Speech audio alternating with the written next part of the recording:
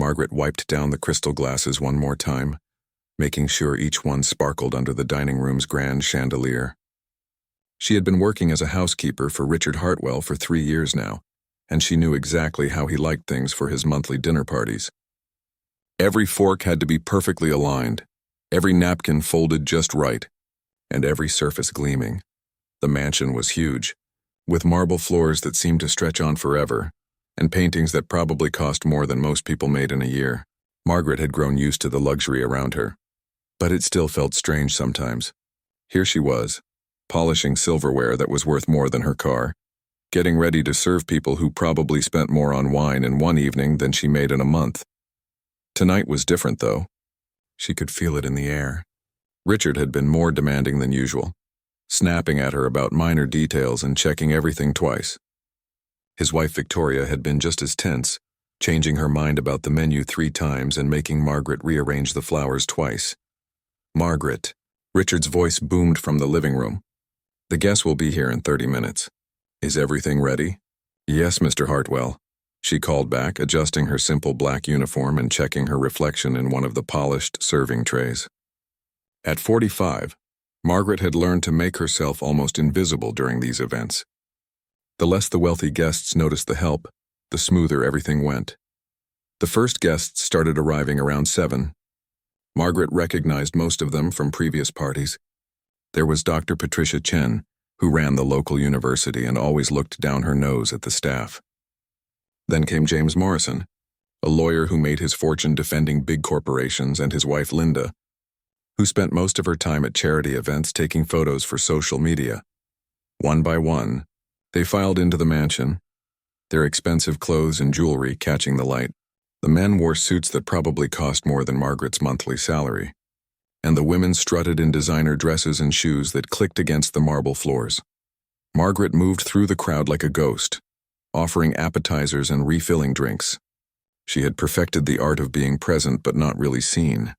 Smile politely, say yes sir and no ma'am, and keep moving. That was the key to surviving these events. But tonight, the conversation seemed different. Maybe it was because Richard had been drinking more than usual, or maybe the guests were feeling particularly bold, but Margaret couldn't help but overhear their comments. "I swear, good help is so hard to find these days," Victoria was saying to a group of women near the fireplace. "You have to explain everything to them 3 times, and even then they barely understand." "Tell me about it," replied Susan Davies, whose husband owned half the shopping centers in town. "Our last housekeeper couldn't even read the cleaning product labels properly. I had to let her go." The women laughed, their voices carrying that particular sound of people who had never worried about losing a job or paying rent. Margaret kept her face neutral as she offered them more wine, but something twisted in her stomach. The men weren't any better. As she passed by their group near the window, she heard David Turner, a local politician, sharing his thoughts about education funding. "I don't know why we keep throwing money at public schools," he was saying, gesturing with his whiskey glass. "Some people just aren't meant for higher education. They're better off learning trades or, service jobs." "Exactly," agreed Robert Kim, who owned a chain of restaurants. "Not everyone can be a doctor or lawyer. Society needs people to clean our houses and serve our food. It's just the natural order of things." Margaret's hand tightened on her serving tray, but she kept walking. She had heard worse over the years. The wealthy always seemed to think that their money made them smarter, better, more deserving than everyone else. As the evening went on, the comments got meaner. The wine was flowing freely and inhibitions were dropping. Margaret found herself the target of more looks and whispered comments than usual. She caught fragments of conversations about the help and how they didn't understand real culture or education. Richard, who was clearly enjoying being the center of attention, seemed to be encouraging it. He had always been arrogant, but tonight he was performing for his guests, trying to impress them with his wit and superiority. He said loudly, after Margaret had finished serving the main course. "I sometimes wonder what goes through the minds of people in service jobs. Do they ever think about literature or art, or do they just focus on getting through their daily tasks?"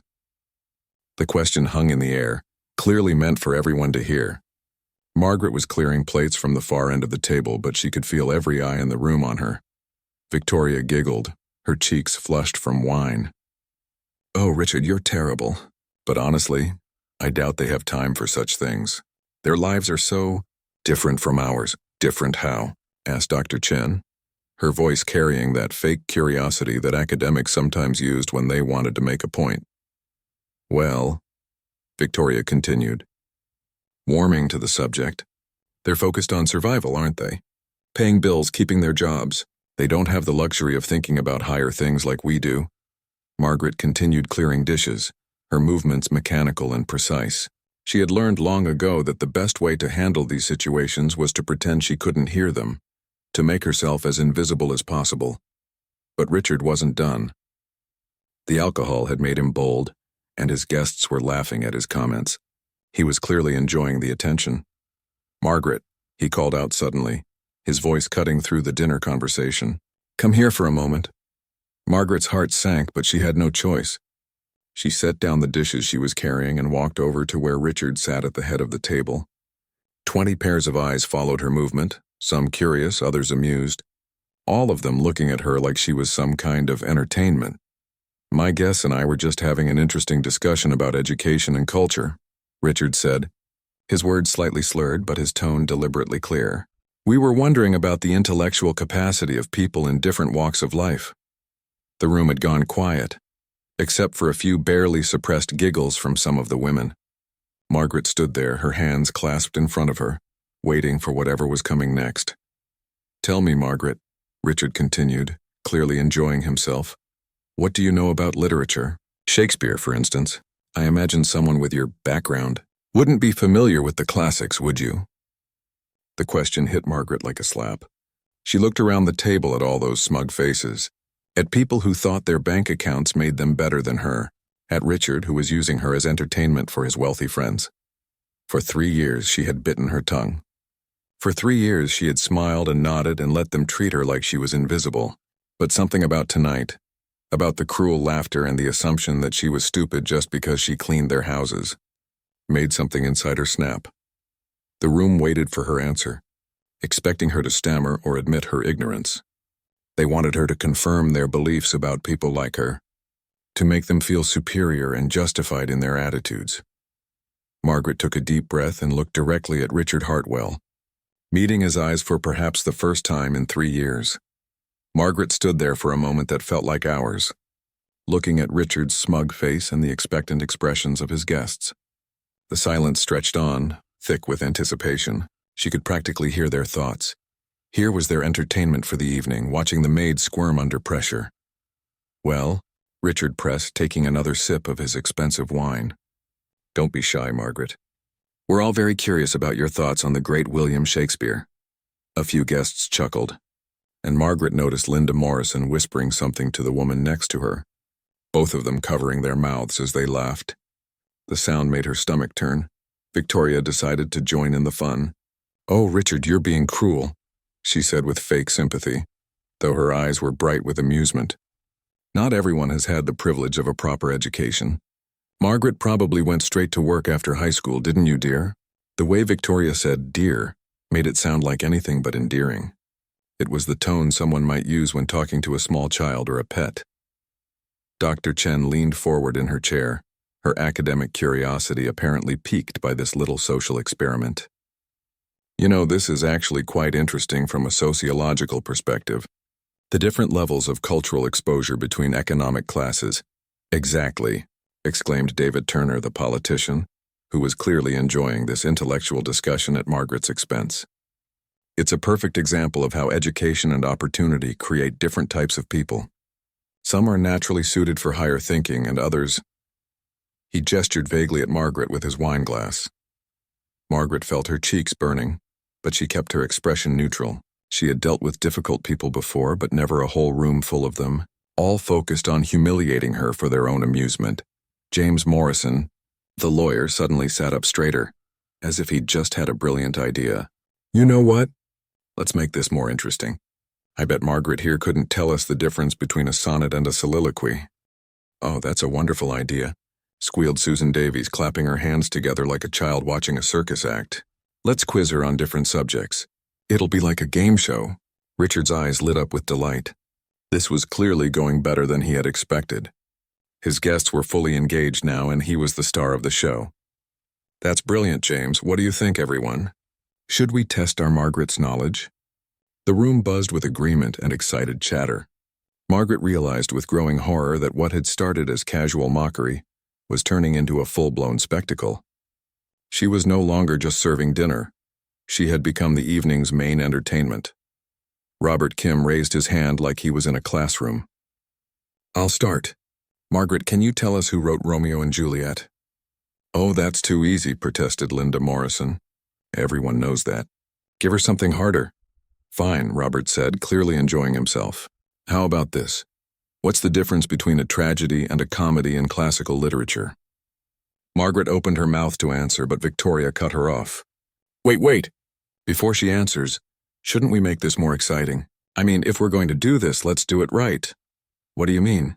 Asked Dr. Chen, though her tone suggested she already knew where this was heading. Well, Victoria said, her voice taking on that fake sweetness again, if Margaret gets the questions right, she should get some kind of reward. And if she gets them wrong, she shrugged, leaving the implication hanging in the air. Richard caught on immediately. That's perfect.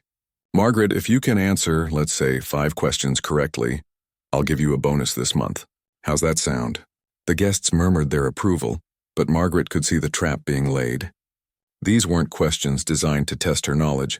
They were designed to embarrass her. And the reward? It was just another way to make her seem desperate for their approval and money. David Turner pulled out his phone. Actually, let's make this even more interesting. I'm going to look up some really challenging questions.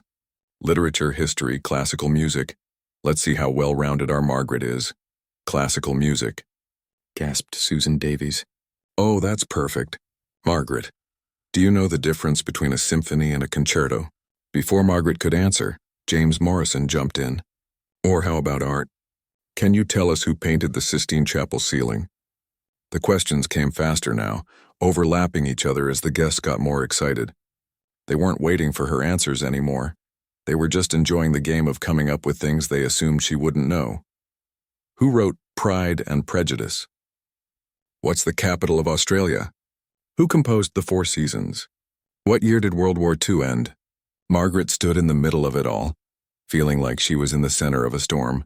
The voices swirled around her, some laughing, some calling out new questions, all of them treating her like she wasn't even human. Richard finally called for quiet, clearly enjoying his role as the master of ceremonies. All right, everyone, let's give Margaret a chance to answer. But first, let me make this really interesting. He stood up, swaying slightly, and walked over to where Margaret stood. The room fell silent, all eyes on them. I've got a better idea than just asking random questions, Richard said, his voice carrying to every corner of the room. Let's test what really matters, education, real education. The kind that separates people like us from people like, well, from the help. Margaret felt her heart pounding as Richard circled her like a predator. She wanted to run to escape from this nightmare, but her feet seemed glued to the floor. Here's what we're going to do, Richard announced, clearly loving the attention. Margaret, I'm going to give you one chance to prove that you're more than just a cleaning lady. One chance to show us that you actually have a real education. The room was dead quiet now, everyone hanging on Richard's words. I want you to recite something for us. Poetry, literature, something that shows real learning. Something that proves you understand high culture and not just how to clean toilets and wash dishes. Margaret heard someone gasp. Whether from excitement or shock, she couldn't tell. Richard wasn't finished. And here's the deal. If you can do it, if you can recite even one meaningful piece of literature from memory, something that actually shows intelligence and education, I'll double your salary for the rest of the year. The guests murmured their surprise at the generous offer, but Richard held up his hand. But, he continued, his voice getting louder, when you can't do it, and let's be honest, we all know you can't, when you stand there stammering and embarrassed, maybe you'll finally understand something important. Maybe you'll understand why some people are meant to lead and others are meant to follow, why some people own mansions and others clean them. The cruelty of his words hit the room like a physical blow. Even some of the guests looked uncomfortable now, though none of them spoke up to stop what was happening. Richard returned to his seat, looking very pleased with himself. So, Margaret, he said, settling back in his chair like a king on his throne, let's see what you've got. Show us this great education of yours. Recite something beautiful and meaningful for all of us. Margaret stood alone in the center of the room, 20 pairs of eyes watching her, waiting for her to fail, expecting her to crumble under the pressure. The silence was deafening, and she could hear her own heartbeat pounding in her ears. This was it, the moment of truth. The silence in the room felt heavy, like the air before a thunderstorm. Margaret stood there surrounded by 20 wealthy people who were waiting to watch her fail. She could see the smug satisfaction on Richard's face, the barely hidden giggles from some of the women, and the way everyone leaned forward slightly, like they were watching a show. For a moment, Margaret felt the familiar urge to apologize, to make some excuse about being too tired or too busy to remember any poetry. That's what they expected. That's what would let her slip away quietly and continue her invisible existence in their world. But then something inside her shifted. Maybe it was the way Richard had said cleaning toilets and washing dishes with such disgust. Maybe it was seeing Victoria's fake sympathetic smile. Or maybe it was just 3 years of swallowing her pride and pretending to be less than she was finally catching up with her. Margaret looked around the room one more time, taking in all those expectant faces. Then very slowly, she reached behind her back and untied her apron. The simple gesture seemed to surprise everyone. It wasn't what they were expecting. She folded the apron carefully and set it down on the nearest chair. When she looked up again, something had changed in her posture. Her shoulders were straighter, her chin was up, and there was a quiet dignity in the way she stood that hadn't been there before. "Mr. Hartwell," she said, and her voice was different too. Clearer, stronger, more confident. "You asked me to recite something meaningful, something that shows real education." Richard nodded, still smiling that cruel smile. "That's right, Margaret. Show us what you've got." Margaret took a deep breath and looked directly at him. "I may just be your maid," she said quietly, "but I wasn't always cleaning houses." Before anyone could react to that strange comment, Margaret began to speak. But this wasn't the quiet, submissive voice they were used to hearing. This was something completely different. "To be or not to be, that is the question," she began, and immediately the room changed. Her voice carried a power and depth that no one had expected. "Whether 'tis nobler in the mind to suffer the slings and arrows of outrageous fortune, or to take arms against a sea of troubles, and by opposing, end them." The transformation was stunning. This wasn't someone nervously trying to remember a few lines from high school English class. This was someone who understood every word, every meaning, every emotion behind Shakespeare's famous soliloquy. Margaret's voice grew stronger as she continued, her eyes moving around the room, meeting the gaze of each person who had been mocking her just minutes before. "To die, to sleep, no more. And by a sleep to say we end the heartache and the 1,000 natural shocks that flesh is heir to." Dr. Chen's mouth had fallen open. As someone who worked in education, she recognized real knowledge when she heard it. This wasn't just memorization. This was understanding, interpretation, passion. Margaret continued through Hamlet's entire speech, never stumbling, never hesitating. Her voice carried the weight of the character's struggle, the beauty of Shakespeare's language, and something else, something personal that made everyone in the room realize they were witnessing something extraordinary. When she finished the soliloquy, the room was dead silent. But Margaret wasn't done. "You know," she said, her voice taking on a different rhythm, "William Shakespeare wrote about the struggles of people in all walks of life, but there are other voices, other writers who speak to different experiences." And then, without missing a beat, she began something completely different. Her voice took on a musical quality, strong and defiant. "You may write me down in history with your bitter, twisted lies," she began, and several people in the room recognized the words immediately. It was Maya Angelou's "Still I Rise," and Margaret was delivering it with a passion that made the walls seem to shake. "You may trod me in the very dirt, but still, like dust, I rise." Her voice grew stronger with each line, and suddenly the words weren't just poetry anymore. They were a declaration, a challenge to everyone who had spent the evening treating her like she was nothing.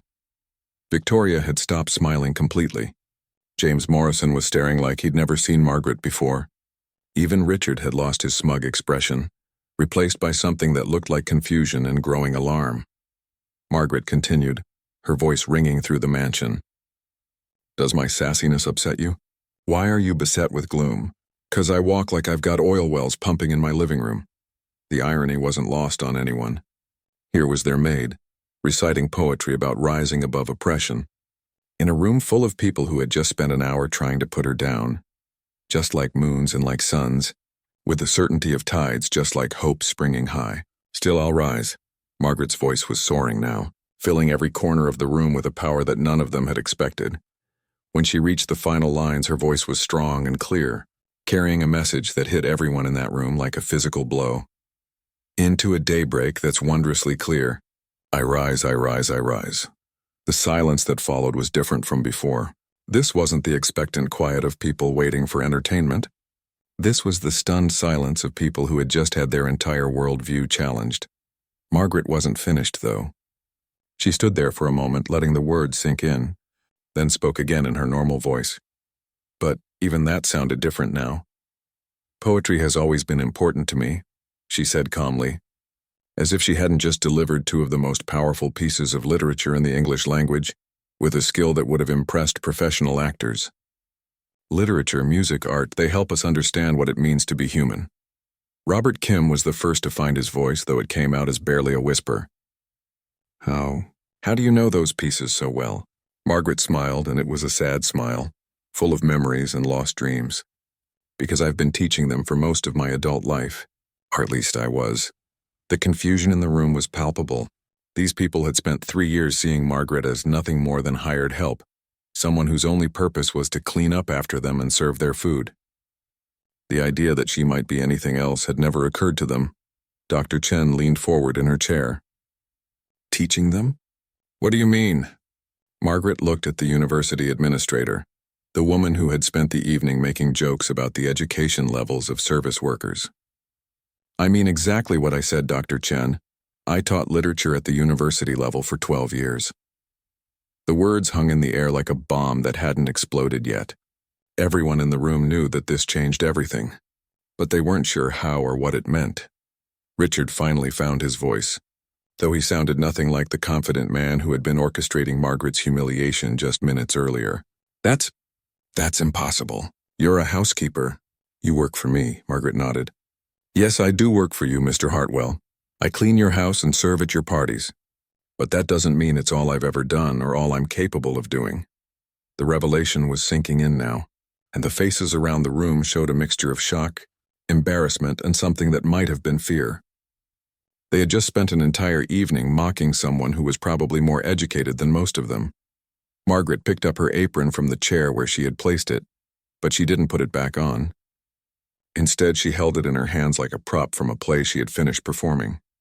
Now, she said, her voice still calm but carrying an authority that none of them had heard before, would anyone else like to test my knowledge?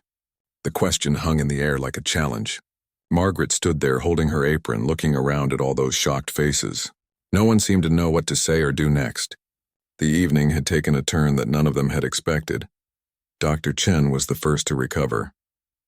As someone who worked in education, she understood the implications of what had just happened better than the others. Margaret, she said slowly, if you're really a literature professor, then what are you doing working as a housekeeper? It was the question everyone in the room wanted to ask but hadn't dared to. Margaret looked at Dr. Chen for a long moment, then walked over to the large window that overlooked Richard's perfectly manicured garden. That's a fair question, Margaret said quietly, her back to the room, and I suppose after what just happened you all deserve an honest answer. She turned around to face them again, and everyone could see that her expression had changed. The strength and defiance from her poetry recitation was still there, but now it was mixed with something else, sadness maybe, or the weight of difficult memories. I taught American literature at Columbia University for 12 years, Margaret began, her voice steady but softer than before. I had tenure, published 4 books on contemporary poetry, and was working on a 5th.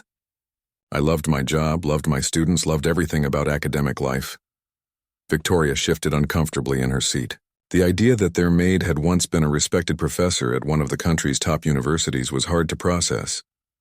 I was married to a wonderful man named Thomas, Margaret continued. He was a high school history teacher, and we had what most people would call a good life. Not wealthy like all of you, but comfortable. We had plans, retirement, travel, maybe adopting children someday. Margaret paused, and everyone in the room could sense that she was getting to the difficult part of her story. When Thomas was 52, He started forgetting things. Little things at first. Where he put his keys, what he had for breakfast, the names of students he'd taught for years. We thought it was just stress, or maybe he was working too hard. James Morrison leaned forward. As a lawyer, he was used to listening to difficult stories. But something about Margaret's quiet dignity made this feel different from testimony in a courtroom. The doctors ran tests for months before they finally gave us the diagnosis, Margaret said, and her voice grew quieter. Early onset Alzheimer's disease. Thomas was only 53 when we found out for sure. The room was completely silent now. Even the people who had been whispering earlier had stopped talking. The doctors told us we probably had 5 to 7 years before the disease progressed to the point where Thomas would need full-time care, Margaret continued. But it moved faster than they predicted. Much faster. Margaret walked back to the chair where she had placed her apron and sat down. For the first time all evening, she looked tired. Not just physically tired, but emotionally exhausted. I took a leave of absence from the university to care for him. I thought it would be temporary, maybe a year or two. The insurance company said they would cover most of the medical costs. And we had some savings.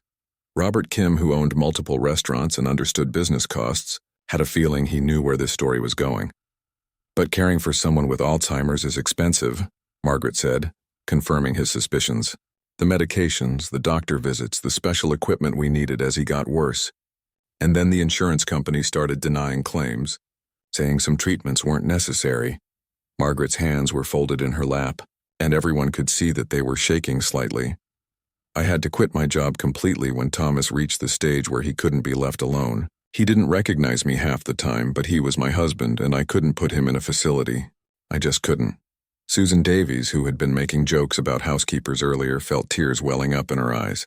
She had elderly parents and had never really thought about what would happen if one of them got sick. We spent everything, Margaret said simply. Our savings, our retirement funds, everything. I sold the house, sold the car, sold my grandmother's jewelry. I would have sold anything to take care of him. The weight of her words settled over the room like a blanket. These wealthy people who worried about stock portfolios and vacation homes were hearing about a kind of financial devastation that most of them had never even considered. Thomas died 2 years ago, Margaret said, and her voice cracked just a little. After 6 years of fighting that horrible disease, he finally found peace. But by then I had nothing left. No job, no savings, no retirement. I was 56 years old with no recent work experience outside of caregiving.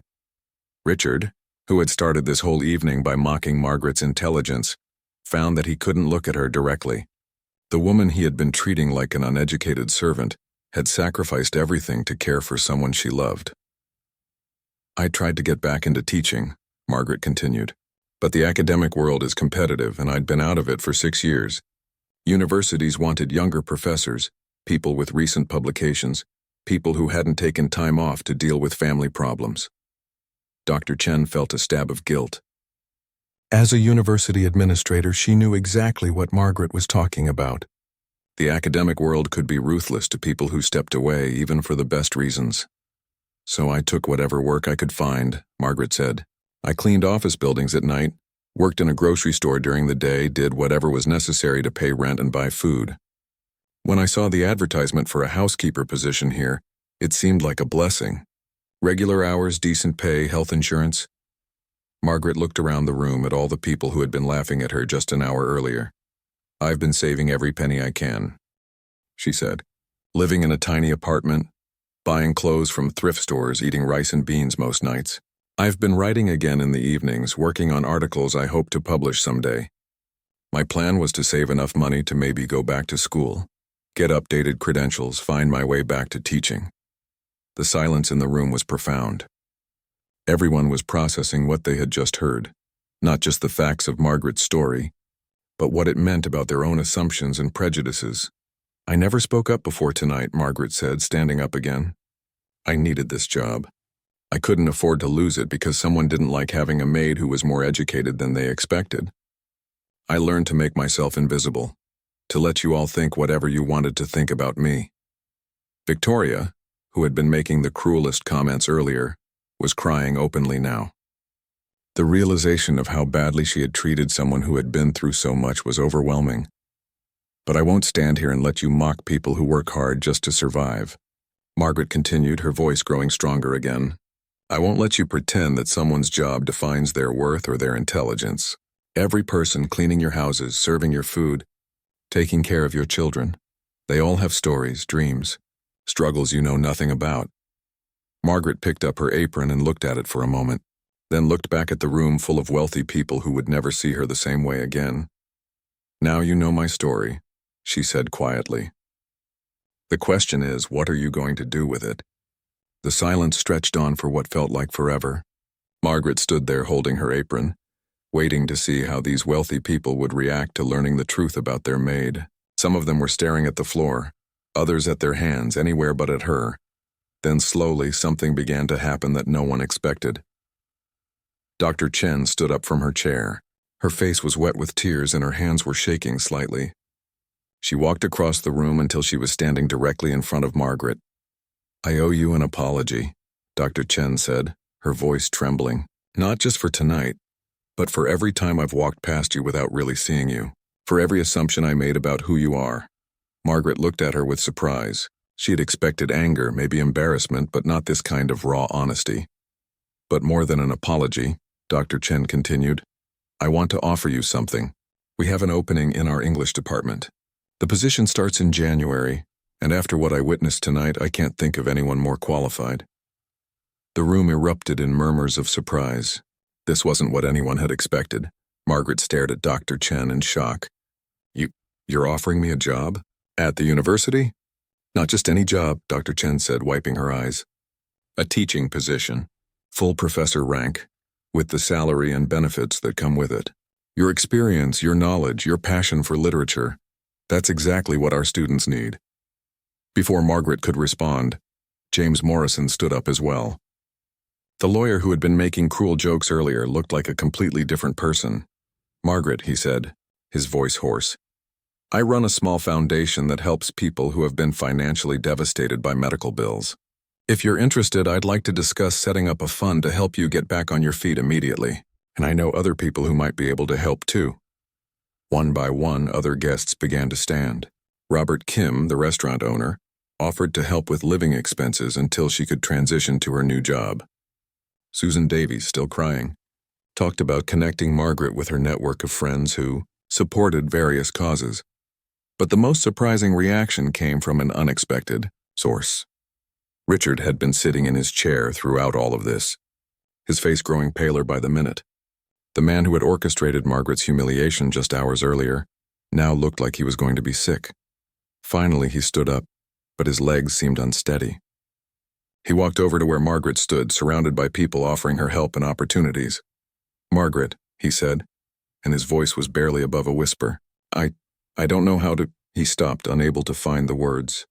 Then, to everyone's shock, this proud, arrogant man who owned a mansion and multiple businesses began to cry.